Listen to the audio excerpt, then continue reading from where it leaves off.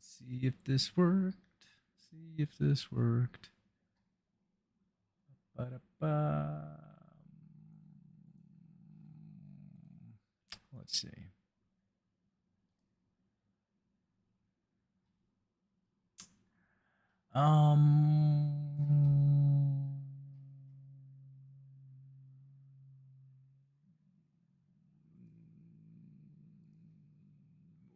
Yeah, I think so. I think so. Let me see.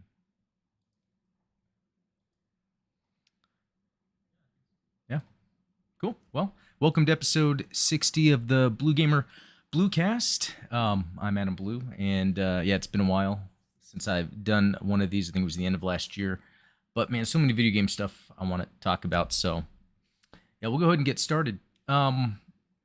So what have I been playing recently? A little bit of Elden Ring, a little bit of this and that. Really, I got a new gaming PC. Finally upgraded. I have a lot of modern components, and so I've been, tweaking with it. It's a pre-built. It was even pricing it out was the cheapest way to get all these components, and without the hassle of building. Although getting it, there was some troubleshooting issues, and I've actually had fun messing around with it, messing around with the liquid cooling, the power supply, rewiring things.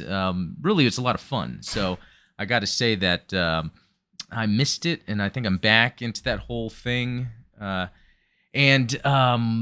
anyway, because of that, I've been testing a few games. So Elden Ring looks gorgeous in 4K, 60 FPS. Yeah, my monitor's currently limited to that, but it looks great. It looks fantastic. Not that it's a giant leap over what I was able to do before, because Elden Ring doesn't really demand too much, but it's still pretty good. The other game is that I keep forgetting the actual names, like the Final Fantasy Strangers of Paradise or something. I'm not a big Final Fantasy fan, but I heard the combat system was pretty good. It's made by Team Ninja, and actually, yes, the combat system is fun. The first boss was hard. It was Souls-like in a way, where there's systems in place you have to use to your advantage. You can't just swing and hit the boss. You can't tank it. So I really appreciated the action there. But really, I wanted to test the performance. Put it up at 4K. It's great. Now, the issue I was having with my PC is it was overheating, and I'm still working with their support on that. But I tested a bunch of things out. There's a front panel to the PC I got. Maybe actually I'll show that here in a second. There's a front panel to the PC that I got to the case that by taking off that front panel and completely exposing the fans, it was just getting better airflow. It's a cool looking case, and let's see, running it right now. Yeah, I have the temps up. It's good. It's idling low to mid 60s, but with the front of the case on, it would go up nearly 100. It was bad. I started noticing it when the games would just shut down. So I think it has something to do with the design of the case. Although the technician I'm working with at CyberPower is very nice, by the way. He's been giving me some options. He's looking into it. A lot of this is helping me learn more about modern dependencies with gaming PCs. It's been a while since I've gotten to the game. I think the motherboard I have is from, I could be wrong. I think the motherboard I have is from 2015, so it's old. And did I get a motherboard after that? I can't remember. That might have been it, but it served me well. Really, the main reason was because it started when Halo came out, and I wanted to play Halo on PC, Halo Infinite, and I couldn't run it at high settings on 60 FPS, and that really told me, okay, for a game as mainstream as that, and I can't run it, I need to do something about it. So the other thing is the Evil Dead game. I'm a huge Evil Dead fan. The Evil Dead game's coming out in May. I want to be able to play that at max I possibly can. So excited about that. And then being able to jump back into Elden Ring, even though that ran fine, it looks fantastic. Some other things I checked out. Dying Light, even though I'm not a big fan of the game, Dying Light 2 was provided to me by my brother, so thanks to him. And that looked fantastic. Turning on ray tracing, the temps went up to mid to high 80s. Because I had everything maxed in 4K ray tracing, looked gorgeous, ran gorgeous, no hiccups. Like, it runs perfectly, but I'm a little worried about the heating. So, again, working with CyberPower about that. Other than that, one thing I want to bring up is the game Tunic. So that's something that came out on Game Pass. It's like a Zelda-like in the old school way, and it's a top-down. At first I'm thinking, Death's Door, some of these other Ascent, some of these other top-down games that have been coming out lately. I feel like I just played them, and so I'm bored of them. Tunic is pretty good. Tunic, and what Tunic does is it's doing what Souls games are doing, where you really have to explore. It doesn't tell you what to do. There's not hand-holding. You're just there, and you got to figure out what to do. I think when I'm playing a lot of these games, and you have to go through a tutorial and go through this and that, the game just doesn't let you feel what it is. And so for me, I just want to move on. I want to get into a game where I'm just in it. And it's okay if you don't understand the systems, as long as you're playing. Like with this Strangers of Paradise, the first boss seemed pretty tough, but when you die, you start right outside the boss door. So I can mess around with my gear. I started trying new things. I started remembering some prompts that came up about, because there's like two different ways you can block. One is a normal block. One, you kind of absorb power, so you can use power attacks. And sometimes the way you do that absorption block, you can then attack back with a power attack, a different one. So it has all these systems that I was then, okay, I can try this over and over again and figure it out. So Tunic is a good one. I'm trying to think of something else I played. I think that's really it. I'm really just looking forward to Elden Ring. The Evil Dead game coming out, as well as that Sniper Elite, I think 5. I first played the sniper games with 3, and I enjoyed it. I'm not a sniper guy, but it was just like this open world sort of stealth action. You can play it however you want. Just the action component makes it harder. And then I played a lot of 4. I didn't beat it. It seemed to just have a lot of content. And then it reminds me of the Hitman games, but more action oriented. And then going to 5, I just can't wait. I wonder how next gen it's going to look. I know it's going to be on Game Pass, so I hope on Xbox. So I hope that means PC as well. That'd be very awesome. But yeah, let's move into the Elden Ring spoiler review. Now, in Elden Ring, I played it the day it came out and played it nearly every day, if I'm not mistaken, until about March 22nd, 23rd. That's when I beat it. So it took about a month playing every day. I put about a little over 100 hours into it. And to me, that is my favorite game now of all time. And sometimes I say that when a game comes out, and it's always stuck. Like when Breath of the Wild, I was like, that's my favorite game. Back when Halo came out, it's like, oh, that's the multiplayer mode. It's like, oh, that's my favorite game. Ninja Gaiden, which is Ninja Gaiden Black. It's like the best version of that. Company of Heroes. These are games that are still good. I mean, I used to say, Sonic 2 is my favorite game. But it's aged to the point where there are just newer games with newer mechanics that I consider my favorite games of all time. And I love the Souls games, and it's just Elden Ring really takes the best of the Souls games and the best of games that are similar. Breath of the Wild is almost a similar type of game.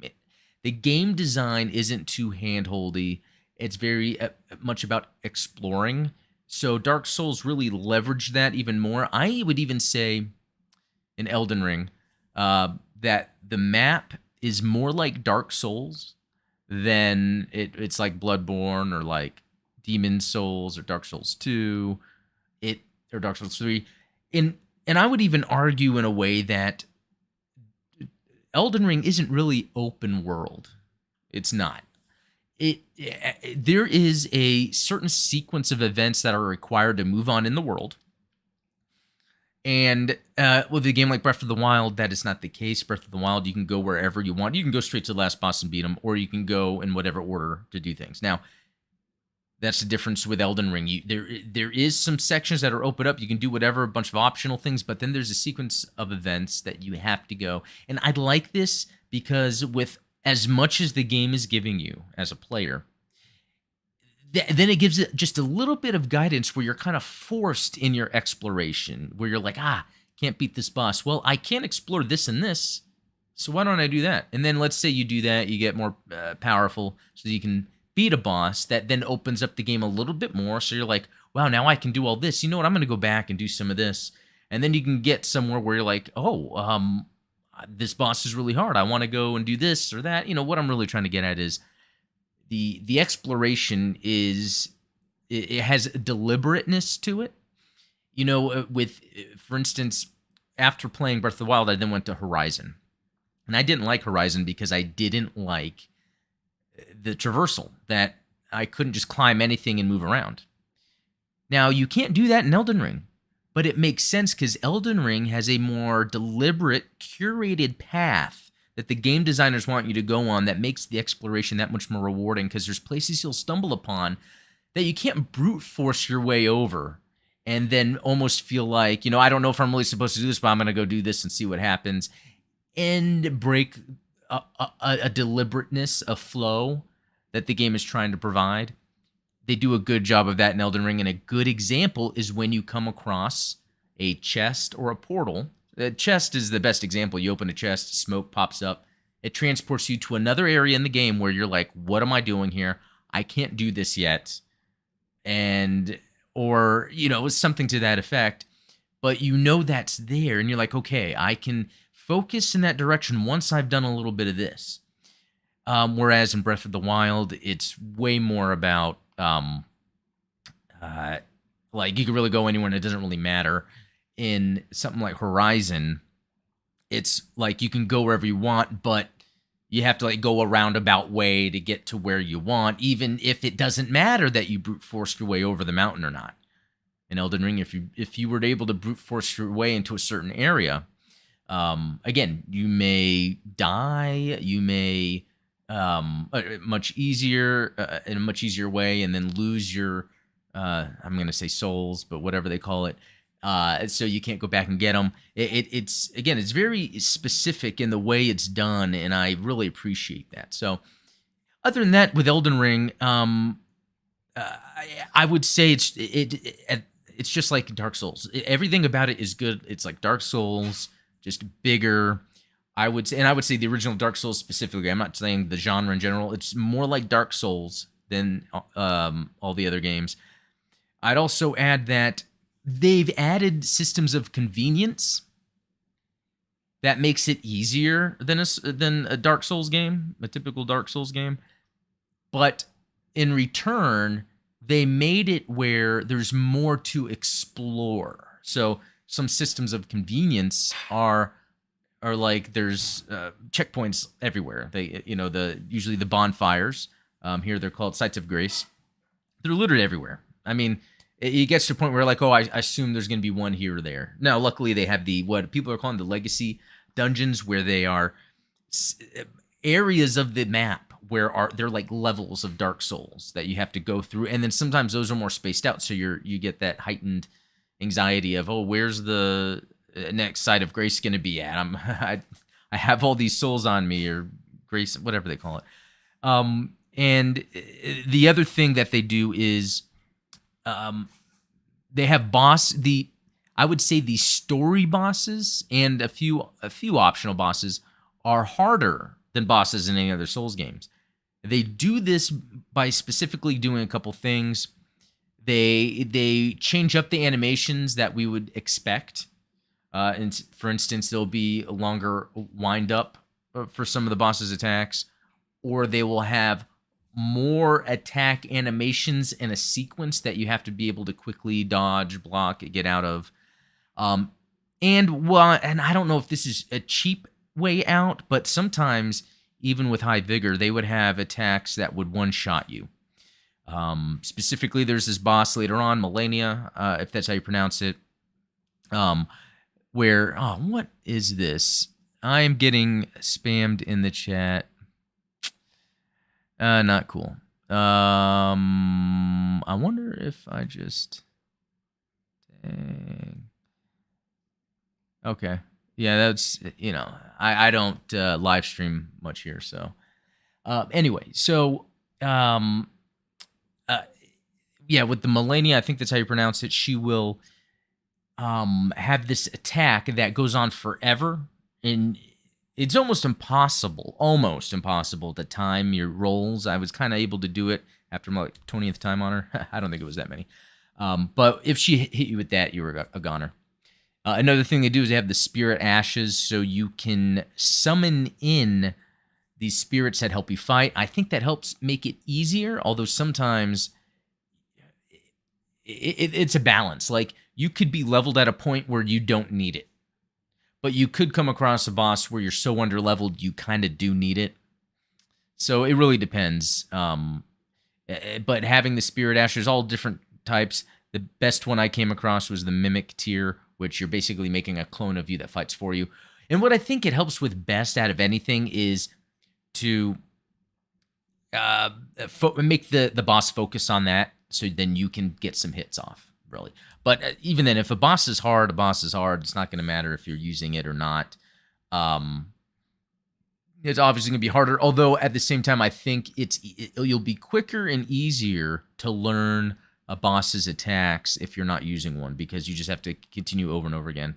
And by continuing over and over again, most of the time when you go fight a boss, the checkpoint is right outside the boss. Whereas in other Souls games, sometimes you'd have to make a run for it to get to where you want.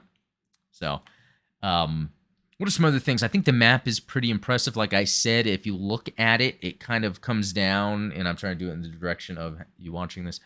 And it looks linear. You don't really realize it has open areas, but there's a path to it, much like Dark Souls. And it's big, and it just keeps getting bigger, and then you find out there's more places. You think you're almost done, and then there's just more to it.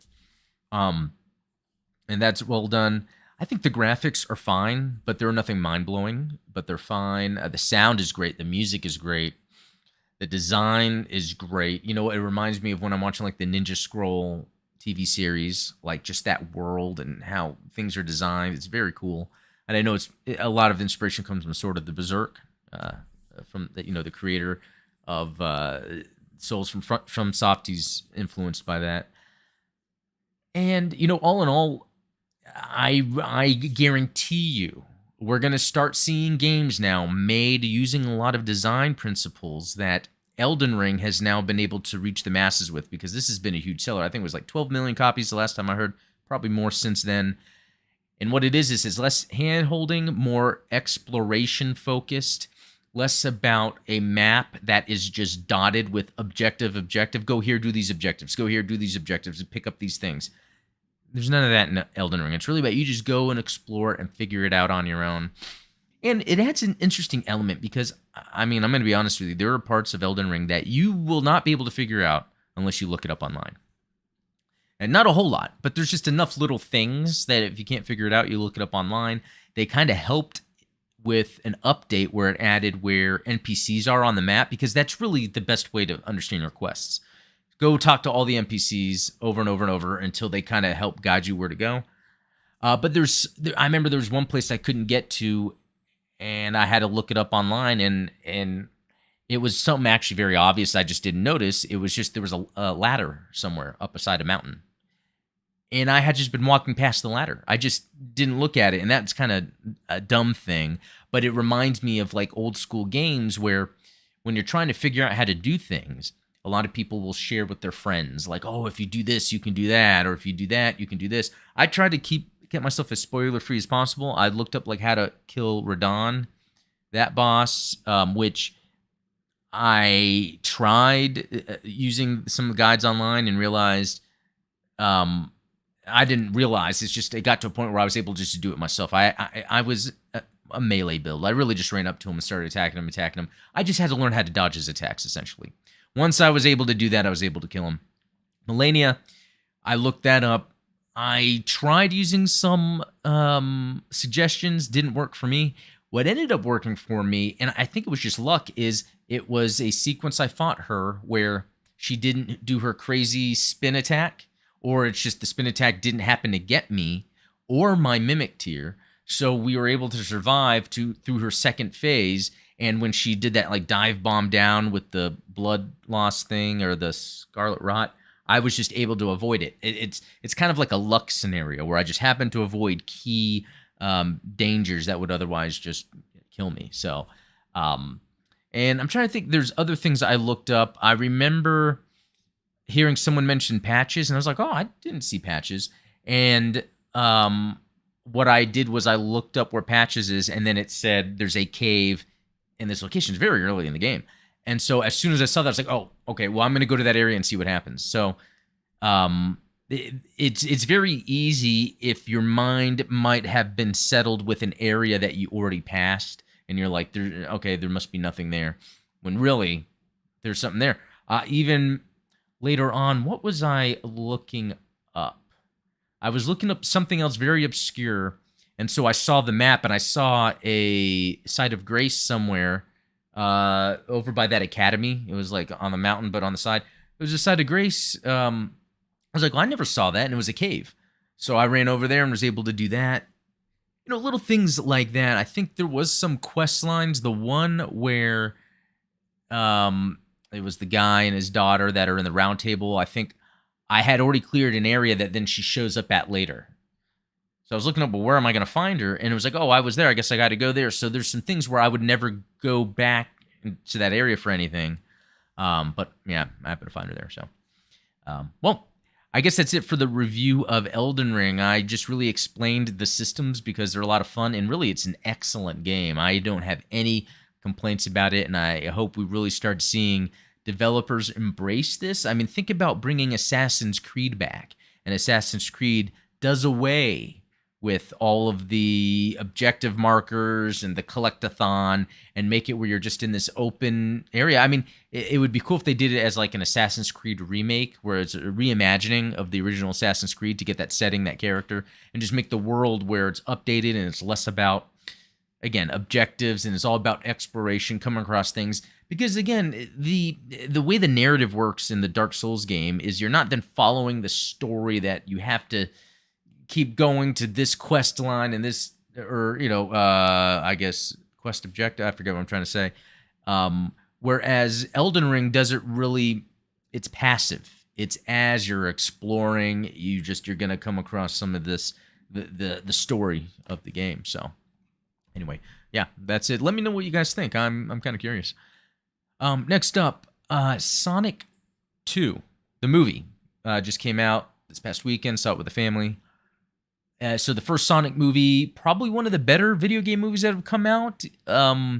It was just well done. They had like the Sonic you'd expect because he has his attitude, and it wasn't too cringy. It had some cool Easter eggs that followed the video games, and so it just wasn't bad. And I think that's the same with the second one.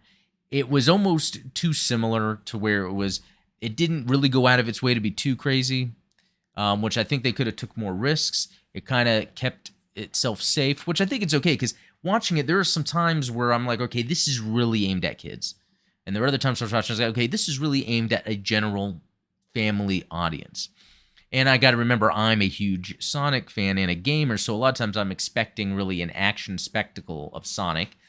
For instance, in Sonic 2, there's a time where Knuckles and Robotnik are going through what looked like the Lost Labyrinth. I forget what the Emerald Zone, whatever the place is called.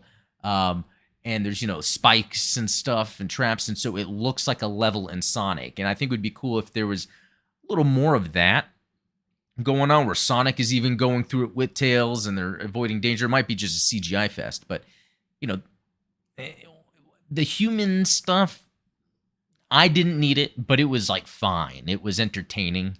The best human component to that was Jim Carrey as Dr. Robotnik. That's like dream casting. Even though he's not fat like Robotnik, it almost doesn't matter because he still has that essence of being this maniacal, ego-driven mad scientist that's just trying to get the hedgehog. So that worked out. And we saw, Knuckles was in it.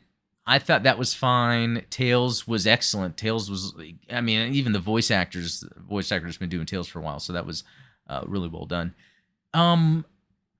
And then they had, the Easter eggs, which were pretty cool. You'd see like names of things around that were like from the games. There was a time I liked the robot, Eggman robot. That's from Sonic 2, especially with the airplane. So that's from the game Sonic 2, and they had it in the Sonic 2 movie, even though there's elements of Sonic 3 and of the Adventure series, because at the end post-credits, we see, or mid-credit scene, we see Shadow the Hedgehog. So they're already introducing that element to it. Now, I've heard, Jim Carrey said, like, he's retiring from acting. So if he's not going to be Robotnik, at least then maybe they'll, Shadow will take over. Or they simply recast by doing it where it's a CGI Eggman, and they just do the voice actor that does Eggman. Or they recast a fat-looking Eggman to just make him look huge.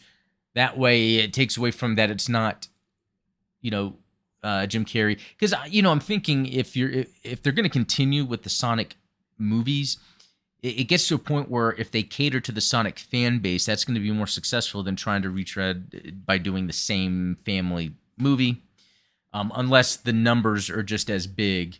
And actually, let me pull that up. I want to see. Let's see, Sonic 2 box office.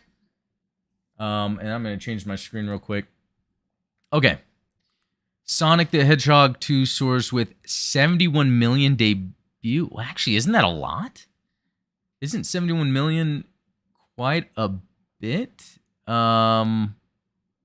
Yeah. Sonic the Hedgehog 2 is on track to be the biggest video game movie ever. Wow, 71's a lot. Movies don't open with that normally, unless it's like a Marvel film. So, wow, that's pretty cool. So, really, my ending thoughts on the movie is it's enjoyable to watch. It more so if you are a Sonic fan, but if you're not a Sonic fan, it might just be a typical like kids movie. In which case, kids are liking it. It's weird to think of them making a Sonic movie that's geared toward a Sonic fan base this early. I think they could eventually get into that. But, really, I can't complain. It's we're getting Sonic stuff happening, and they did a competent job of it. It's really easy for movies to just not be that good. So, all right, well, moving on. You know what? I want to talk about Halo, because I love Halo, but Halo Infinite, I gotta say, Halo Infinite has the most precise and amazing core gameplay mechanics of just shooting, moving around. It feels amazing. It feels great. It's wonderful. But everything else about it, like very limited maps. There's not a real ranking system as you level. And I'm not talking about getting cosmetics and unlocks. I'm talking about like you'd have that number with you and maybe has some armor pieces. But a lot of that is relegated to the battle pass. And the issue is, in the battle pass that you pay for, some of the unlocks are just challenge swaps. So you can not do a certain challenge and have another challenge appear, which makes you then, or people that have Battle Pass, then play the game just to do a challenge, because your XP is not based on how you did in a game or a match. The XP is based on you doing a challenge, and a challenge might be something that is counter to the point of the match you're in. And this is a big problem. A lot of people have been complaining about this.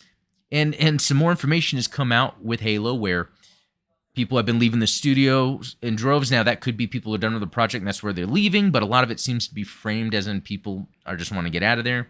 Apparently, and this seems like a catch-22, like Microsoft was kind of letting 343 do their thing. Very hands-off, but then that kind of led it to be in kind of this mess where things aren't really, working out that well. And so, what was the other thing? I think some other things that were supposed to come out for Halo didn't come out. They have been taking some of the feedback and they're implementing it. Like they're making, there's cores. That's where you get unlocks for a core body to put the armor on. They're now making it where some of it are cross-core compatible, where you can get unlocks that work on both. I think they're changing things around to just give you more, and I don't really think that's necessary. The problem isn't that they're not giving us enough. The problem is that they're giving us these challenge swaps that when you get things in, it's limited how you can use it because it has to be one core or the other. And so it's just, whatever. Another issue, too, I see crop up a lot, and really this could just be people complaining about it. It's not really an issue. And that's how sometimes we'll see in matching, like when you're shooting and try to kill someone, like the internet ping is off or whatever you call it. Let's see. I wanted to kind of scroll down to see. I remember I saw something the other day. where people were complaining. And, I don't want to sit here and just jump all over Halo, but I think there was a missed opportunity of it really coming out of the gate super strong when there's potential there, because this is made by Microsoft. This is not like some other, independent studio or something that's making a game. This is Microsoft with their flagship title. So that's kind of well, I see an issue with that. Let me see if there's anything else. Halo movie. Now, yeah, something I want to talk about real quick is that TV show also. So I love that first episode of the Halo TV series. Like, the action at the beginning was awesome. Like, that was straight up Halo. And then it stopped doing that. And then it started having a plot that's more samesies to other dark sci-fi. And they're leaving out some real pivotal Halo lore story that would have been neat to see in live action. I mean, just the idea of, oh, look, the Covenant's here. Why are they here? Oh, there's something that's on Earth. Oh, it unlocks the true potential of this Halo ring. What's this Halo ring? And maybe they're going to get to that, but right now they're going more of a dark and brooding, oh, woe is me, Spartan program. And this girl that her colony was being treated bad by, it's getting into that dark, gritty realism of today territory, which, that's fine, but it's just that it leads to less action so far. And Halo already had a story they could have used if they wanted to have less action. Just use the Halo story where they're trying to explore, oh, why is the Covenant here? Oh, humans were based on an ancient race. And I mean, there's so much lore there that actually could have been discussed, and they're glossing over that to really to make up new things just to talk about the dark side of humanity, which, sure, that could be told every once in a while, but Halo is not the avenue for that. Star Trek is not the avenue for that, and they've really changed from what we knew from Star Trek. I remember watching Next Generation as a kid. I watched it again on Netflix 5-6 years ago. I don't know, and it just was mind blown how good it is, how it's telling these interesting stories, but about our future, about humanity and our potential. And then I tried watching the new Star Trek stuff, and it goes back to being dark again and just telling stories that are on, like, usually ABC, crime dramas. And I don't know, is that just how you appeal to a mass audience now? Does that work? I don't know. I wouldn't even complain about the actor playing Master Chief. It's cool. He's awesome. It looks great. Everything is great, except the story. And the story leads to a lack of action. And so it's like, am I even really watching Halo anymore? So there's that. So I think it's very interesting what's happening then to the Halo franchise. Only because Microsoft is moving forward by changing the gaming industry with Game Pass. You would want Halo to be this amazing revolutionary thing that kind of puts Microsoft at the top. And, Sony is still there right now, but things are changing, and I think Sony understands that. It's so hard to be sustainable with these, like, high-budget games all the time, single-player focus. That's why, Sony's investing into Bungie for the games as a service, and it's very interesting because Halo, that used to be with Bungie, with Microsoft, is not doing as good as it was with Bungie, and I mean by the word of mouth. But I'm hopeful. I'm going to keep out hope for that. Moving on real quick, just some video game news. Something with Fortnite valued at nearly $32 billion after big investment. That's crazy. And I saw something, yes, Sony and Lego family bet big on the metaverse. Let's see, with $2 billion investment in Epic Games. So, again, I think this metaverse is kind of thrown around a little weird, like, because that's going to assume that there's just one platform. Like, we all go on the internet. Is it when we play video games, we're all going to be on the metaverse? But what is that really? So far, right now, it seems like the metaverse is just different companies wanting to make a MCU for their properties. So it would really be interesting to see what they actually do about that. Yeah, I don't know. Because, again, no one has really said anything to make it, other than saying, hey, we're going to do metaverse, let's spend money on that. There's really nothing substantial that's coming out for that. Okay, let's see. You know what? I think that's it. I think the last thing, let me do something real quick. Gundam Explained YouTube. This is my other channel. Let's see. Well, there's the logo. Oh, that goes to the YouTube. Well, hello. Oh, you can ignore that. So here's the if you haven't heard, there's Gundam Evolution. That is a free-to-play game coming out on PC. It's on Steam, and it's the Gundam universe that is using kind of the Overwatch style gameplay. It's but when you play it, it doesn't necessarily feel like Overwatch. I feel like it just plays like Call of Duty, just very objective-based driven and role-driven, class-driven. Yeah, it's a class-driven Call of Duty. Because the similarities with Overwatch really have to do with abilities, how there's just abilities that characters have. But with the Call of Duty, it's that it's really fast-paced, especially when you die and you come back. And I feel like the abilities you use remind me of like the kill streak rewards. And what's really cool about this game, it has a training mode that you can just jump, or it's not training, it's practice. I forget what they call it. It's where you can just jump in, test out every one of the characters. So like, here's a screen that's showing all the different mobile suits. It's not just UC Gundam, it's Gundam Wing, maybe? No, I don't think there's anything. Maybe there is. It's all different Gundam universes slapped together. It's got a battle pass. It's got all this and that. And even though it's free, I don't think just anyone can play it. I think you've had to have been accepted in the beta or the network test. But it is fun. I'm telling you, it's like a Call of Duty meets Overwatch. It's fast paced. It has like kill streak style thing you're using, and that's because these are our mobile suits that have like missile pods and different abilities. And I think it makes for a very fun and unique time, and it's going to be free to play. So I don't know when the official date of it is, but considering there's a network test going on right now, I'm assuming it's going to be soon, because there's actually a few more Gundam games that are supposed to come out this year. Even on April, what is today, the 11th? I think it's this weekend, Gundam Battle Operation 2, which has been a PlayStation exclusive, is now going to be on Steam. And so Gundam Battle Operation 2 has been out for like 4 years now, I think, and it keeps getting updates. A free-to-play game. It keeps getting so many updates, and now it's going to be on Steam. So that tells me even more this game is going to last long. It's worth the time investment.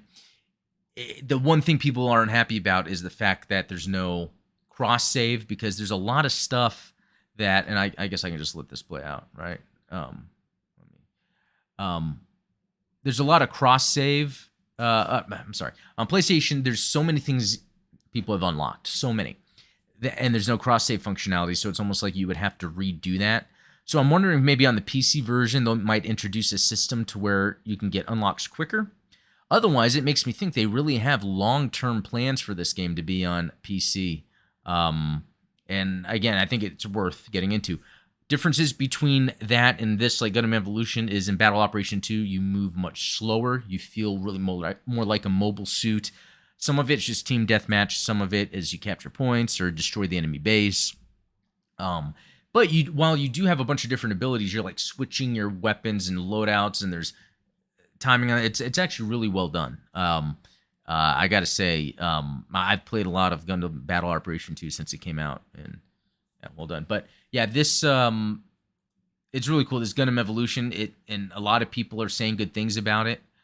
So it's good that it's getting the high praise, and I'm even shocked. I like it just as the game it is, and not just because it's Gundam. And Overwatch, I kind of got tired of that quickly, and this doesn't feel like an Overwatch. Yeah, it has a run system, so it has where you can run, and you can jump, and then when you jump, you can like hover. So it's kind of cool that it incorporates kind of these different universal mechanics with all the mobile suits to kind of change up how the gameplay works. So yeah, very cool. Well, Yeah, I guess that's it. Thanks for thanks for joining in on the Bluecast episode 60. Yeah, I guess that's all I got. We will talk later.